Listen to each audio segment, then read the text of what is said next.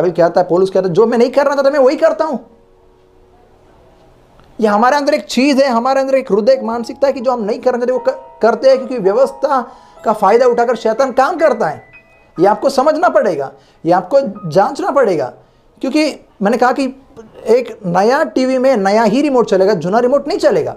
आप कभी भी ट्राई करो, जो अभी नया टीवी आया है उसमें नए फंक्शंस हैं, नए चीज़ें हैं, नई बातें अवेलेबल है, उसमें आप जूनी चीज़ें, इसलिए बाइबल क्या कहता है, नया दाखरस नए मशकों में भरो, वरना दाखरस भी बह जाएगा, मशक भी क्या होगी, तहस नहस हो जाएगी, फूट जाएगी।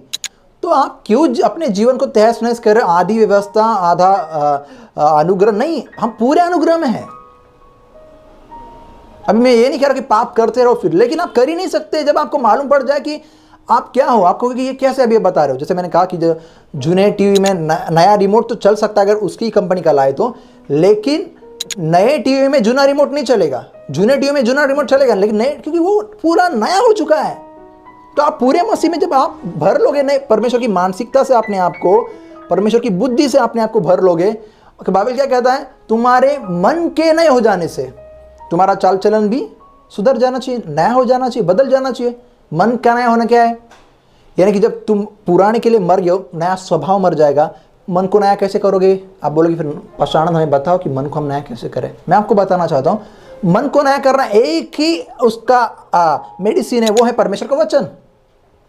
जितना आप उसको खाओगे कि परमेश्वर अभी आपके बारे में नई तौर से क्या कहता है। अभी आपको वैसे जज नहीं करता जैसे आप हो, लेकिन आपको वैसे जज करता है जैसे यीशु मसीह थे, उसकी धार्मिकता के आधार पर, आपकी अपनी कमाई हुई धार्मिकता नहीं। इसलिए तो व्यवस्था अपने खुद के कर्मों पर अपने आप को धर्मी ठहराने की बात करती है, लेकिन अनुग्रह में हम यीशु मसीह के द्वारा धर्मी ठहराते, विश्वास से धर्मी ठहराते कि हम विश्वास करते कि यीशु मसीह हमारे लिए मारे गए, गाड़े गए और तीसरे दिन फिर जिंदा उठे, हमारे लिए लहू बहाया।